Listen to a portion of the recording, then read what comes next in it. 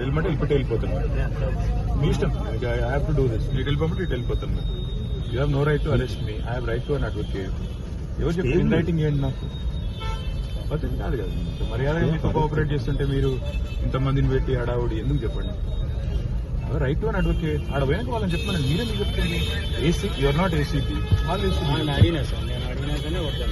వాళ్ళు చెప్పండి నాకు. నేను వాళ్ళని అడుగుతాను కదా. వాళ్ళు చెప్పండి నాకు. లేదంటే ఇటు వెళ్ళిపోతాను. మరి మీ ఇష్టం. It your wish.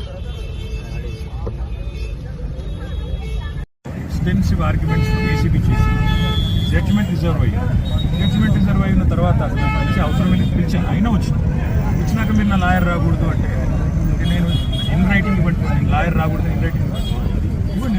నేను ఉంటాను ఇక్కడ వెయిట్ చేస్తాను. రోడ్డు మీద ఇక్కడ కూర్చొని ఇన్ రైటింగ్ ఇవ్వమంటే లాయర్ రావడానికి వీల్లేదు. లేదంటే మీరు ఉంటే వెళ్ళిపోతాను. లేదు మీకు లెటర్ ఇచ్చి వెళ్ళిపోమంటే మీకే లెటర్ ఇచ్చి వెళ్ళిపోలేదు.